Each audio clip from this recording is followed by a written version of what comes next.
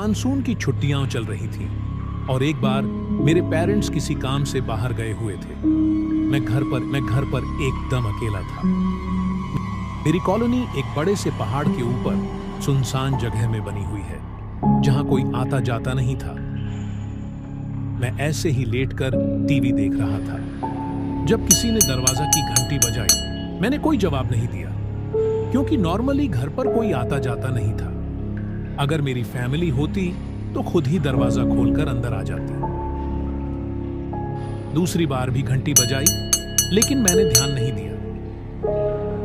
पर तीसरी बार जब वापस घंटी बजाई तो मुझे थोड़ा शक हुआ। मेरे घर के एंट्रेंस पर एक बड़ा सा वुडन डोर है और चारों तरफ दीवारें हैं, तो बेसिकली बाहर देखने का कोई भी जरिया नहीं है जब तक सेकंड फ्लोर की खिड़की से न देखा जाए। बाहर से भी कोई पता नहीं कर सकता कि हम अंदर हैं या नहीं, जब तक हम बहुत जोर से शोर न मचा रहे हो। जब तीसरी बार घंटी बजाई तो मैं दरवाजे के पीछे जाकर खड़ा हो गया, क्योंकि नॉर्मल इंसान 3 बार घंटी बजाने के बाद वापस चला जाता है, लेकिन वह जो भी था उसने जोरों से घंटी बजाई, जिससे मैं बहुत ज्यादा डर गया। तभी मुझे एक आदमी की भरी आवाज सुनाई दी, मैं जानता हूं कि तुम अंदर हो, चलो चलो बाहर आओ।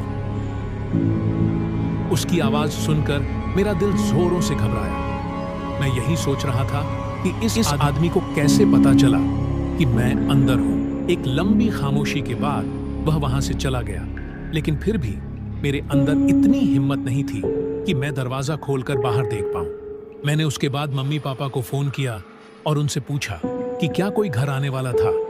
उन्होंने मना किया कि नहीं, कोई भी घर नहीं आने वाला था। मैंने कुछ देर उस आदमी के बारे में सोचा, लेकिन फिर मैं वापस टीवी देखने लगा। 2 घंटे बाद फिर से डोरबेल की आवाज आने लगी। मैं फिर से डर गया। इस बार मैंने साहस उठाया, टीवी की आवाज एकदम कम कर दी और धीरे धीरे दूसरे माले के कमरे में जाने लगा। खिड़की से बाहर झांक कर देखा कि बाहर कौन था। वहां दरवाजे पर एक अजीब सी दिखने वाली औरत काले कपड़ों में खड़ी थी। उसके बाल डार्क ब्राउन रंग के थे और उसका चेहरा सफेद रंग का था।